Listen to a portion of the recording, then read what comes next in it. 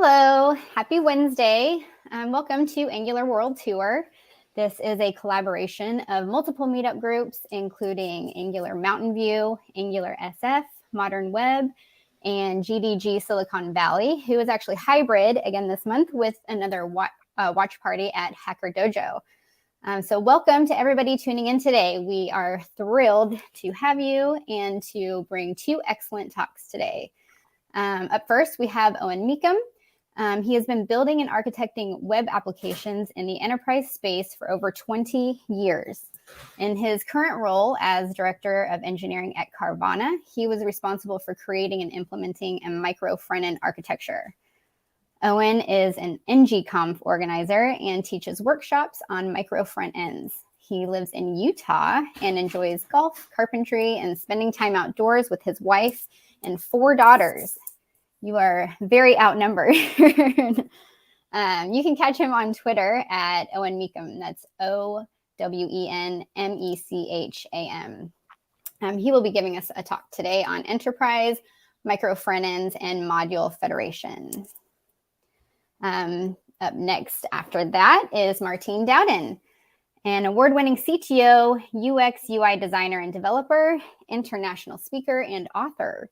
Martine focuses on web interfaces that are beautiful, functional, accessible, and usable. She approaches user experience from both art and science, drawing from her degrees in psychology and visual communications. She has worked as a developer, artist, educator, and consultant since 2005.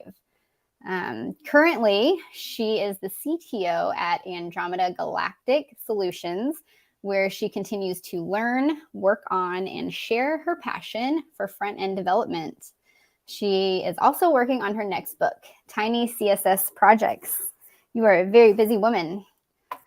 Martine will be talking to us today about unit testing Angular reactive forms. Once again, thank you both for being here. We're very excited to have you and appreciate you giving your time to us today. Honored to be here. Yeah, thank you for having me. And going to get started with Owen, and I pass the mic on to you. Excellent. Well, once again, really excited to be here. I lost your sound, Owen. Am I here now? Can you hear me now? I can't hear you. Okay. Checking. Oh, now I can. You can now? Okay. Yes. All right. Well, it's a pleasure to be here with all of you. As was mentioned, we'll be talking a little bit about micro front ends today. I like to think about, not just because I like sports, but I like to think about web architecture and anything in the software space as having a playbook of different options that we can draw upon when we need them. So we'll be approaching micro front ends and see how that lays into our software development playbook today. A playbook, for those that haven't thought about it in a while, it's really a tool to help a coach be successful, to understand what's the right way to move forward and to solve a particular problem. I'm assuming that since maybe some of you are in California, there might be some USC fans. If there are, my next slide's probably going to not make me any new friends because as was mentioned, I live in Utah, and recently we just had a game against USC that was a nail biter where we won by 1 point. That might be a little bit too soon to bring that in since it was just last weekend. So I apologize if there are hurt feelings. But if we think about anyone who watched that game, it was close right at the end. And the coach decided in order to win the game, instead of tie it, to go for 2 points. So they drew up a play that allowed them to go for 2 and to be successful on that. So my goal in this talk is to help you understand when you should go for 2 points and when micro front ends and maybe module federation helps you to do that and win. Some of the other plays that are in our playbook, mono repos, WebAssembly, there's a lot of talk lately of resumable frameworks. all of these things are different options that we have at our disposal. So who am I? I'm not going to spend a lot of time here. I've already been introduced. I do have 4 beautiful daughters. I love spending time with them and my wife outdoors, cruising around on a Vespa in the mountains. It's a lot of fun. So anything outside is something that brings me a lot of pleasure when I'm not at work. When I'm at work, I am a director of engineering at Carvana.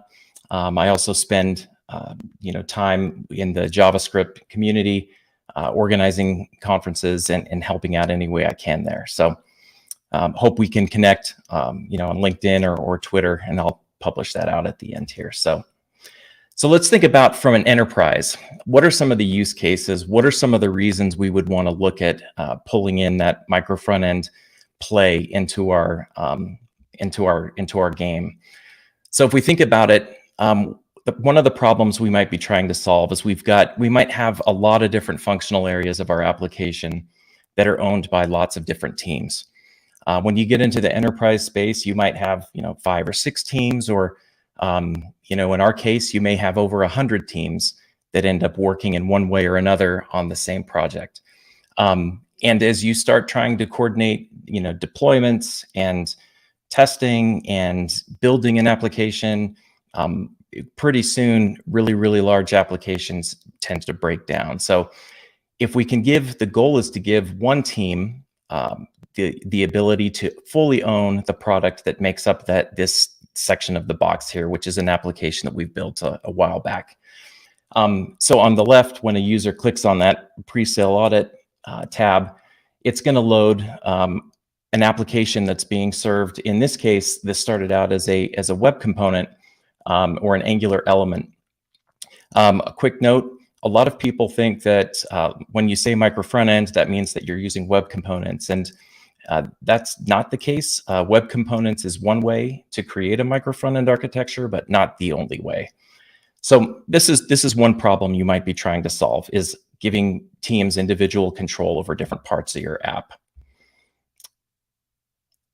Let's move forward. Another thing that you might be wanting to solve is you can nest micro front ends within each other. So let's say that we have one team that's responsible for this component and it's used in multiple different areas. A plus to using a micro front end architecture in this approach is we can make the team that owns this could deploy a change to it, and it could instantly be picked up at runtime by anyone who navigates or starts using it. We don't have to deploy an npm package and then trigger a separate build of all of the other applications that consume it. The team that owns it is fully enabled and empowered to deliver that to production without coordinating with other teams. Another plus, if you do end up going with an approach that uses web components, is you could be on different versions of completely different frameworks or different versions of the same framework, and have some protection and isolation from the rest of the other applications.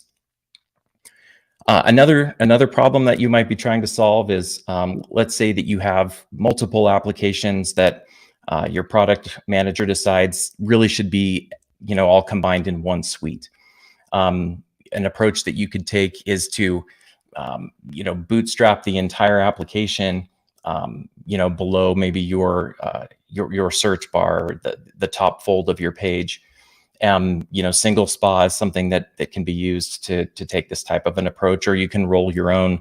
And then just anytime the user navigates to different URLs that a team owns, it could go ahead and bootstrap a new SPA below that. The last enterprise use case that I'll cover today, at least to just get your mind thinking about it, is composing micro front ends. So let's say we have multiple sections of the same page that really are different products that are owned by different teams. A micro front end architecture would allow you to seamlessly compose these together, and without the end user knowing that different teams are working on it, that they're really just trying to do their job. They don't care if it's 3 different teams working on the page, but they do expect these applications to work well with each other, to work seamlessly, and to load quickly. One downside to using like a web component based approach with this type of a structure is that Web components can get large when you've got frameworks that are being bundled in your source code with it. So we're going to get to talking about module federation, which would be a much better way to do this type of an approach. If you are on like a legacy application as well, like one thing to think about is if you're trying to modernize it, going with a web component approach up front could give you an opportunity to, use the strangler pattern to break this application apart slowly until you reach a tipping point where you can take all of these modern components that you've built and use module federation to stitch it all back together without having that dependency bloat. Okay, so some of the pros and cons, we won't be exhaustive on this, but just some things to be aware of. The first thing to think about in the pro side is why would we use micro front ends? As much as I'm a technologist, I also want to be, I think of myself more as a product person that uses technology to build products. A couple good books, if you haven't read them, The Lean Startup and the DevOps Handbook, encourage us to go through similar cycles of build, measure, and learn.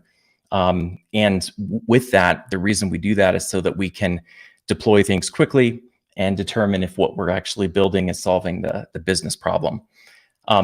When you get into the enterprise space, rather than getting bogged down with kind of the bureaucracy of a really large machine, we should really be thinking about each different product team as owning their own startup or their own product, and then using the the economies of scale that an enterprise has to quickly iterate and let each team move at the pace that they're able to, so that we're constantly accelerating and solving more business problems.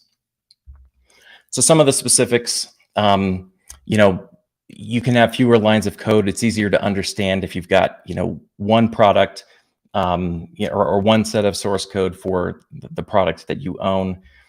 You can give the teams autonomy on which tech stack they're using. If you've got, Vue, React, and in this case, Angular, you may have a mix, especially with a really big company or companies that have been acquired or merged together. It's fairly common to have more than one stack. Streamlined deployment, essentially just pointing that, when one team is ready to deploy a feature, they should be able to deploy that instantly without talking to other teams. Focused unit testing, self-explanatory. And, the biggest thing at the end here, encouraging a DevOps mindset, allowing us to work in small batches, using CI/CD to continuously deliver our applications to production and letting the product team turn them on with feature toggles once they're ready. So if there's a pro, there's obviously cons to this that you want to be aware of, because not every situation is a great fit for a micro front end. So one thing, especially if you're going with a web component based approach with separate repos, that incurs a cost that you have a 1-to-1 ratio of repos to the framework. So if when Angular comes out with a new version, if you have 15 repos, you have 15 upgrades.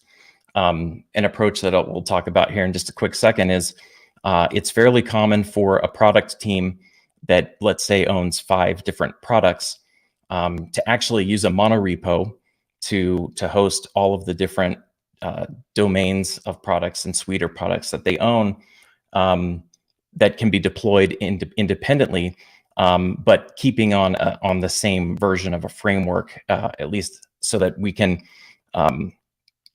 avoid that extra cost of having multiple frameworks. And then when we get to module federation, that's a really big enabler if we have everything on the same version of a framework. And then the other con is that there is a learning curve to it. There's some increased complexity, at least when you get started. It's not just one application. It changes the way you need to test things. So we'll cover some of that here as we move forward too. So micro front ends and monorepos. When micro front ends kind of were gaining steam 4 or so years ago, it felt like there was like this debate, like, well, why wouldn't you go with a monorepo, or are monorepos better than micro front ends? And where I've come to land on this is that micro front ends and mono repos are not like diametrically opposed enemies. They do have ways that they can work together. There's a really great article. I forgot to put his name on here. This is Column Ferry. The link, I'll share the slides afterwards on Twitter. So if you want to get this link, but he works at Narwhal and has a great article talking about how NX can enable module federation and a micro front end approach, utilizing a mono repo to maintain some structure around your micro front ends in a way that's really beneficial. So at the end of the day, for those of you old enough like me to remember Billy Madison, it's kind of like, rather than debating whether shampoo or conditioner is better, micro front ends and mono repos really can work together and coexist. So let's jump into kind of the some specifics, get to some code, and start looking at what used to be the future of micro front ends, in my view, but is really now the now. In that this is what Webpack 5 has unlocked for us. So when I first got into module federation, this is when Angular 11 was on the scene. And at the time when you read the release notes on it, it talked about experimental Webpack 5 support. Well, thankfully, that's a thing of the past. So we can now move forward with fully supported Webpack 5 support. So let's look at what module federation, let's look at the problem that solves for us. So here we've got what was a web component-based micro front end.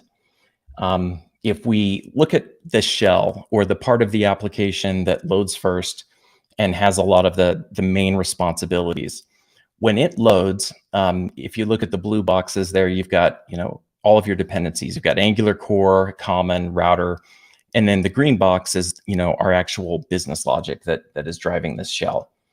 The section in the middle, kind of like I highlighted before, is owned by a different team, and it's the red is our business code, but it also has Angular core, common, and router in there. So there's a performance hit to downloading that, and especially in a composed version of a micro front end, you pay that cost for each web component that you have there. So the goal would be that you could just, when you load this micro front end, if you're on the same version of a framework, why couldn't you go ahead and use the dependencies that were already loaded? And thankfully, that's what module federation allows us to do. Adding module federation to an existing Angular application or project is really quite simple with the Angular Architects module federation package. Here's just some of the basic steps. I'm not going to go over each thing here, but essentially you can just npm install it, or if you're using the CLI, do an ng add. And then for each project, there's some properties that you can add to the command that help configure. We specify the project that we're adding it to, and then what type of module federation we want to add, and what port we want that to run on. That'll make a little more sense here in a second when we start looking at it. So what this does, and what we'll look at in a second, is module federation. The core concepts are you have hosts and you have remotes. The host is what loads first. Think of it as your application shell. And that's all going, there's going to be a file that's created, an additional Webpack configuration, where we're going to define our shared dependencies. And then out of the box, in the most simple version, we're going to list all of the remotes that we want to be able to go talk to in order to get code from another application. The opposite end of this is a remote. A remote is, think of it as, other components that you're going to drop in that shell application. The Webpack configuration also has a section where we define our shared dependencies, but there's a different purpose to this, to the configuration, where we define what are the components or the modules that we want to expose and make available for other applications to consume. And then all of the different Webpack stitches this all together and is able to, at runtime, resolve the dependencies and make sure that everything is loaded and working properly. So really quick, if we imagine that the blue box here is our host application, our shell, when it has these dependencies of the core, common, and router, we have a remote that we'll show in a second that's got core, common, and router. And then let's say there's a second remote application that has an additional dependency on the Angular material card. When the host loads, it's going to make a call out to the list of remotes that it has defined. And when it receives that remote entry.js back, that's going to contain a map that says, here are all of the dependencies that I have. And Webpack will kind of build this tree of all of those dependencies and know what needs to be loaded before any of these other remotes are loaded. So as if someone went to remote 1, when it loads, it's going to see, hey, all of my dependencies are met. Great. And so over here on the host, the number of dependencies match. If we load that second remote and we see that it has that additional dependency, it's going to look and see in the host, hey, this hasn't been loaded yet. Webpack will be smart enough to say, okay, let's go ahead and load that dependency and move forward. This is a lot easier to see with an actual application than really poorly drawn PowerPoint boxes. So let's go ahead and take a quick look at a demo of this. So this is a really simple app that I wrote back in the kind of crypto craze when people were paying a lot of money for Dogecoins that if you have any in your crypto wallets, I apologize, they're worth much less now than they were then. In any sense, the shell application here is, basically just contains our top bar and our navigation and this home component, this collection here. So this is that main app. We have another application. So if we look here, this one's being served from port 5001. We have a search component that's being served from another port at localhost, but in production, this could be coming from a completely different URL. And then we'll also look at, here's another one coming from port 3001, a collection of different component dashboards that we're going to use in a second. So I'm going to go ahead and I'm going to refresh this page so we can take a look at the network tab and see what happens and what with module federation enabled. So let's go ahead and reload this. If we come to the top, we can see we have our main application, our main JS that loads. Let's look at the actual code for it real quick. In our shell application, this is what I was talking about with the shared dependencies. We're going to go ahead and share core, common, router, as well as material. In the micro front end one, that search component, we're also sharing those same dependencies. So when the application loads, we make a call out right here to that remote entry.js. This is coming from port 3000 that we can see there that returned back and said, hey, here's all of the things that I need. The application says, great, that's all I need to know for now. And so it goes ahead and loads all of the dependencies that are needed for just the shell application. So this is in development mode so that you can see them all and that they're human readable. But we work our way down and then finally we run the bootstrap to build the application. So let's see what happens when we actually navigate to that crypto search that could be written by, from a completely different team. So once I click on that, if we look, we see that at that point, we loaded 3 more dependencies that weren't there before. We now have the material card, the form, and the input because those were not used by the shell application. So Webpack never even loaded them. And then after that, we go ahead and it reaches out to port 3000 again, and it gets the code for the search page. So this page could be written by a completely separate team. And when it gets, at runtime, Webpack went out, it grabbed it, loaded it, but we don't have to download the dependencies twice. So let's move forward. I'm going to briefly just touch on this. If you've been in Module Federation at all since version 12, what you have to add to the Webpack config is really trimmed down compared to version 12.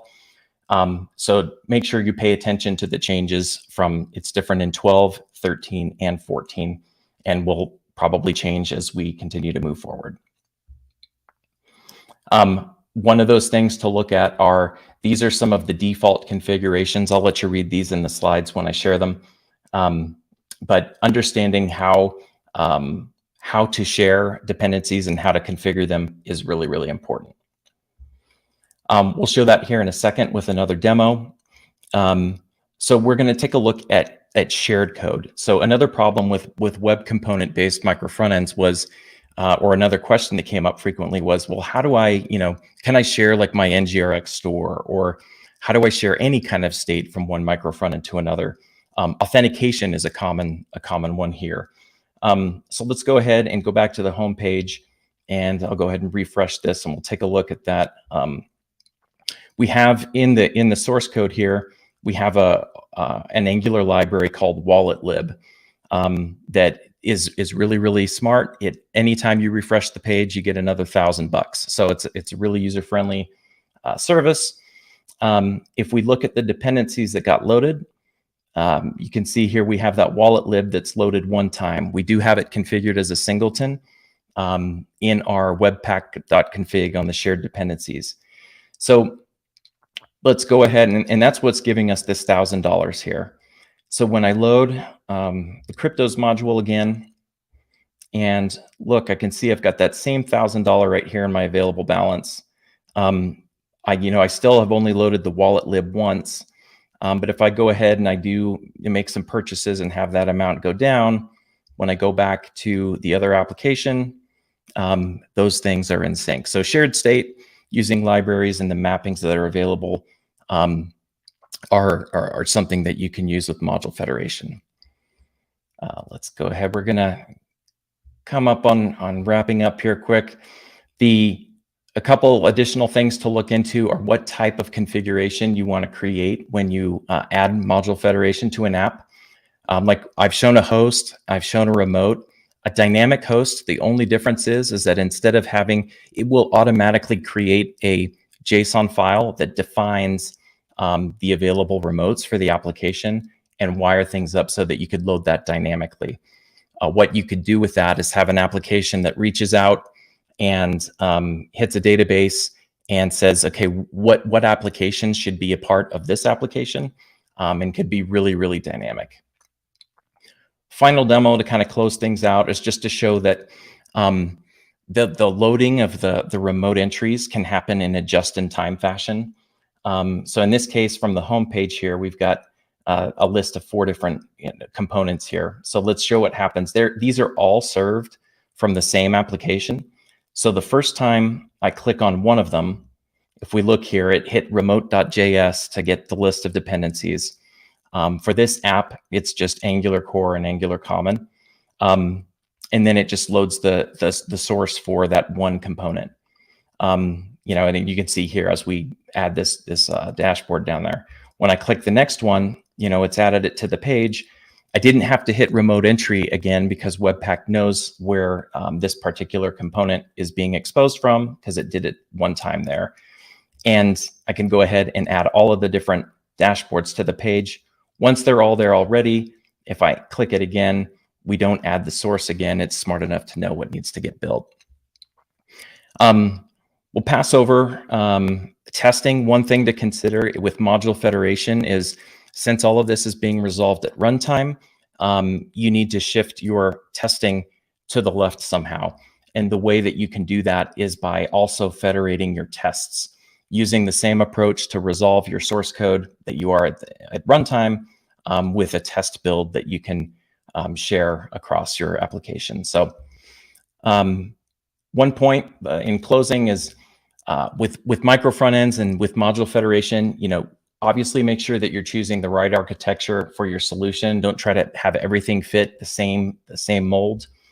Going back to the football analogy, If you tried to run each play, every single time, you'd end up with something like this from the Indianapolis Colts, quite possibly the worst trick play of all time.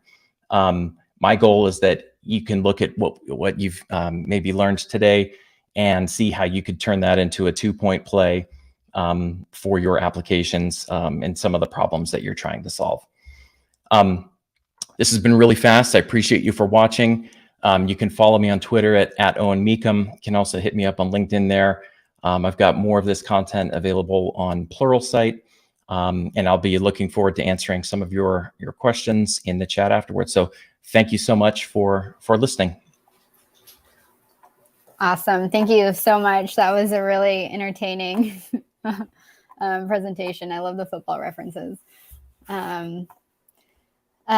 Yes, we are going to be tight on time today, so feel free to ask any and all questions in the chat box, and they will be answering after everything today in the channel. So thank you, Owen. I appreciate it. And Martine, it is now your turn. Here we go. I've got your screen sharing. Sweet. And take it away. Today, we're going to talk about Angular testing and specifically how to do it in reactive forms. So one of the first questions that always comes up with testing, and specifically whether it's unit testing or end-to-end, it doesn't really matter. But one of the questions I usually get is, where do I start? Like, what do I test? And so if that's where we're starting, I find that looking at the requirements that we're given is oftentimes one of the best place to start, because it tells us what the business logic needed to be, as well as like what's important, right? So for this presentation, I'm going to use a contact form because that's a type of form that we find often, whether it's an application, whether it's a website. That's something we see a lot everywhere. And we're going to look at some examples based on this contact form, which has a name, an email, a phone, like an email field, a phone number, and a message. And we have some MAC lengths, and some of them are required, some of them are not. And then we have 2 buttons. So based on the requirements that we were given, let's look at some of the unit tests we can write, right? So here's kind of what it looks like, right? We have our fields, we have our form, pretty basic, pretty standard. So in using reactive forms, we're going to have some kind of form group, right? And so in there, we're going to put our validation. We're going to have our regex for our email. We're going to have all of that fun stuff. And I know we all love writing regex, right? So because of the amount of complexity the email has compared to all of our other fields, it's required. We have that gnarly regex, right, that we're going to want to test to make sure it actually works. And it's got a MAC length. So let's hyper focus on that specific field just for the purpose of this presentation, and see what some of the unit tests we can write. Now, kind of a caveat, just like anything else in code, there's several ways that we can go about testing things. I'm just going to show a couple. Obviously, it's not the correct answer all the time. It is an answer and a way to do it. So let's look at a standard unit test, right? If we, inside of our spec file, the one that comes, if we're using the Angular CLI, we have the command line tool. If we generate our components, we have a spec file, and inside of that, we're going to be writing our tests. And so each test realistically is kind of set up of the same kind of main areas. You're going to have whatever your acceptance criteria is or whatever your description is. That becomes kind of important because if you do have a failure or whatever, that tells you which one it is. Or which test is actually failing. You're going to have whatever scenario bit. In our case, we're going to create some change detection. Depending on the test we're doing, we may or may not need to do change detection. And then we're going to have an expected output. All tests kind of need that expected output. We'll see in the pretty little dots in the output, when we run the test, if it doesn't have one, it'll be grayed out, right? So a test that doesn't have an expected output won't necessarily fail, but it's not doing you any good because you're not testing it against anything. So in this particular test, we're looking at, wait, what just happened? There we go. We're looking at there we go. We're looking at, we're going to the component, and we're taking our component form, and we're looking for the email control. And we're going to patch a value to that control. And then we're going to check whether the control is valid or not. Obviously, email, just the word email, is not going to be valid, or shouldn't be anyway, right? That's not a valid email address. So we're going to say that we're going to expect it to be false. We're going to expect email control.valid to be false. And so with that, we can check, we've checked a value that is not correct, and we can start checking our regex. If we want to continue, we can also, is this the same slide twice? Oh, we can also start looking at patching a user, for example, and we can do this for all sorts of different user inputs. But essentially, we can either write it as multiple tests, or we can go ahead and write it, all of our expects, inside of the same test. So there's pros and cons to doing this. If we take and write multiple expects inside of the same test, if one of them fails, the entire test fails, right? So if we're going for a sequence of events, having the expects at various points in the sequence kind of makes sense. But if we're looking for, in this case, individual values, if one of them were to fail, yeah, it means our regex is wrong. But it also means that we now have to go look at the line length, which line the feature is in, or the expect is on, to figure out which one failed. So it's not always as ideal to debug if you have a failure, but you can totally put them all in the same, multiple expects in the same test, to go ahead and check your values, which sometimes, if you have a lengthy setup, can be kind of convenient. But the thing to remember is that we are in JavaScript. So there's things we can do to help. One of the things that also helps with debugging is that we can add an F in front of either the describe or the fit, or the it. And so if we do that, it will run only that one singular test, or that one singular group of tests. If we're putting the F in front of described, it'll just take the group. If it's in front of the it, it's just the one test. And so what that allows us to do is, especially if we have the tests being run randomly in terms of like the order, we have, because I mean, they're all independent, they should be able to run in random order. That allows us to be able to hypo-focus on a single test. The other thing is, if we're in a large code base where there are a lot of them, sometimes it can take a little bit to run every single test, especially if you have a large test suite. And so being able to have that faster compile time for when you're, trying to figure out why a test is not running, or trying to write a new test, that can come in really handy to be able to hyper-focus either on a specific group of tests with the F describe, or on a specific test itself with the F it. So that one can really help in terms of writing your debugging and writing new tests. So because we're in JavaScript, right? If we think of our tests, essentially when we're checking those email values, we're doing the same thing over and over again. We're finding a control, we're patching the value. We may or may not need to detect the changes, and then we're checking the validity. So instead of writing the same test over and over and over again, and copy pasting the same test over and over again, which I'll fully admit I did when I first started doing unit testing, because I didn't know any better.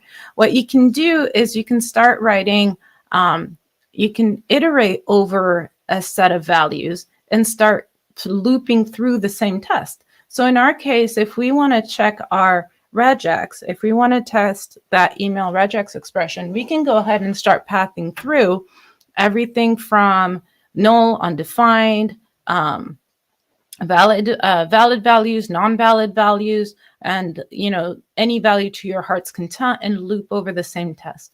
Now you'll notice that over here in my email, like in my title, I go ahead and pass the test value. And that's because we're looping over the same test. So in the output, this it, or this description for our test, is going to be the same name over and over and over again. So if one fails and we want to know which one, and the line number will be the same. So if one fails and we want to know which one's failing, we're not going to be able to tell, or which ones are succeeding, we're not going to be able to tell. So by passing in some identifier, in this case, I'm passing the test value, we're going to be able to determine whether or not the test is, which test is passing versus failing. The other thing we can pass in a value, and then we pass whether it's true or false, right? Whether it's valid or not. And so over here, we're checking against its validity. This allows us to basically run the same set, whether we're passing in a valid value or a non-valid value. And then we can continue on. Now, before we move on, let's play a little game, because email addresses, and this is also the reason I picked to hyper-focus on this email address, is kind of an interesting use case, because that regex that we're writing can get quite intricate. So do we think that this email address is actually valid? You can put like in the chat, or or however the case might be. And so if we think this is valid, it actually is. Even though it has the slash in the middle, it's perfectly valid. Our next one, not only does it have, but it has a space. And per the specification, technically, that is also valid. If we continue to add some complexity to our email address, I've did a bunch of special characters in it now. And so do we think that's valid? Yep, absolutely. We can add quotes. Do we think quotes are valid?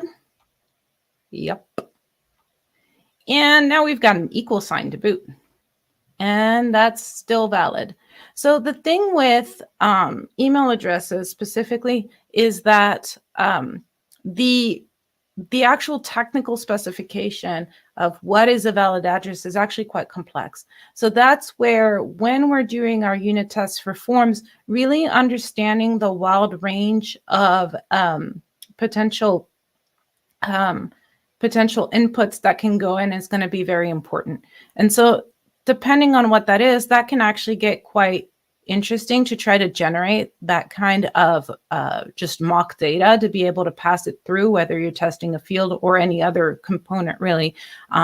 So what I've found is that one website that I use a lot is Mockaroo, where you can actually tell it what the field name you want, what type it's going to be, and you can get that either as JSON or CSVs or whatever the case might be. But you can, I usually end up downloading it as JSON, and that gives me a nice set of test objects that allows me to be able to just run random data. Now, there's been pros and cons to the random data. When we're looking at something as complex as an email address, we want to consider random data, sure, but we also want to make sure we hit, like, if we remember like all of these options, we want to make sure that we hit those options, right? In this, whether or not the system should allow everything that is technically allowable by the specification may depend.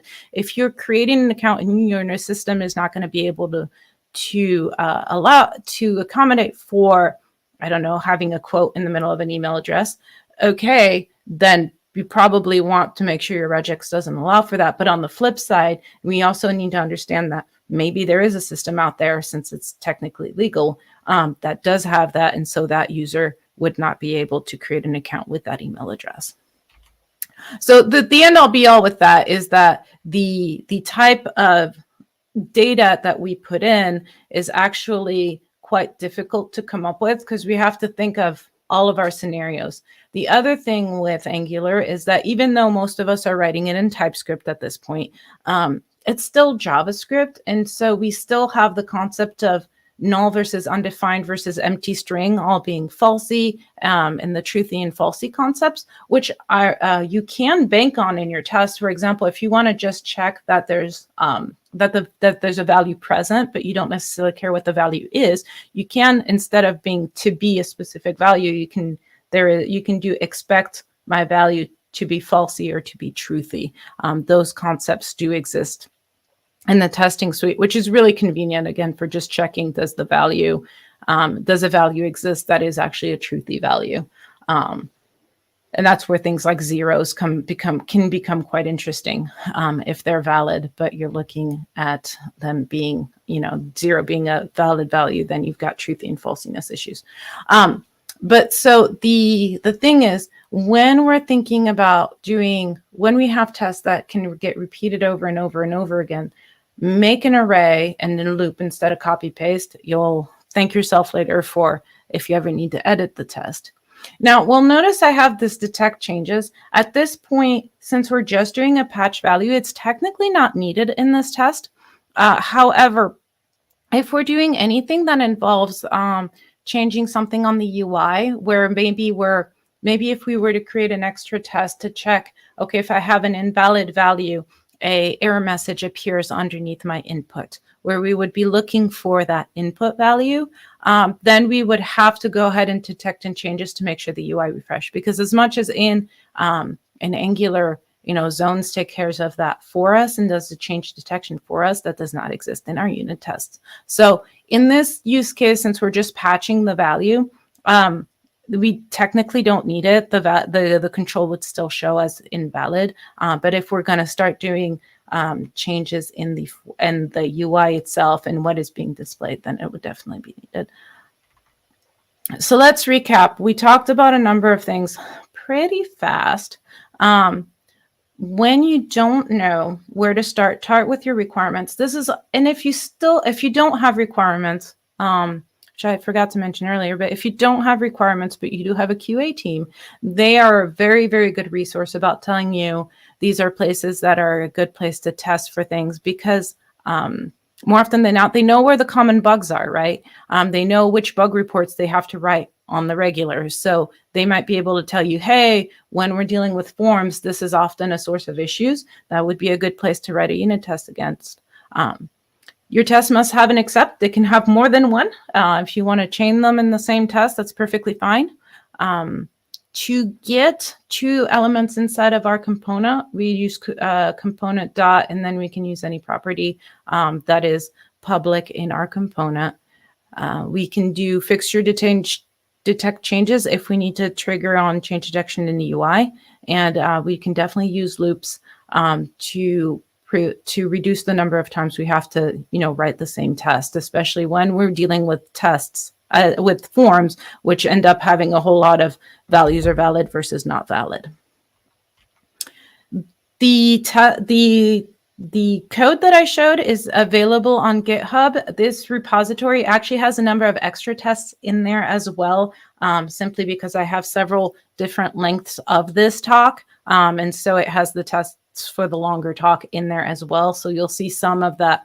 I had briefly mentioned error messages in terms of showing and hiding them. That repo does have those in there as well. And I will post these slides on my on Twitter after this. And then I also have a blog post that kind of recaps what we just talked about. And again, I'll post out these slides on Twitter here in just a little bit. And so with that, thank you very much for listening, and I'll take any questions either in the chat or whatever else if you have them. Amazing. Thank you so much, Martine. Let's see. We do have a few minutes. There is a bit of a delay between what we see and the live stream on YouTube. I want to say it's like 20 or 30 seconds, something a little absurd. But we can also post your slides and any links that you have that you want to share in the description for the video, so that way it lives there indefinitely for anybody watching, so they can easily click on it. And I'm not seeing anything come through. So I want to thank you guys for being here with us today. Thank you everybody who spent their lunchtime, dinner, breakfast, afternoon, wherever you are in the world. It was a pleasure to host you. We will be back again next month in November, but taking December off for the holidays and back again in January. And hopefully soon we'll all be back in person more regularly and can continue with the hybrid model because I think it's really cool that we can bring so many people together from far away. And I think if anything good has came out of COVID, it is that we have far-reaching contacts now. So thank you all again, and enjoy the rest of your day. Take care.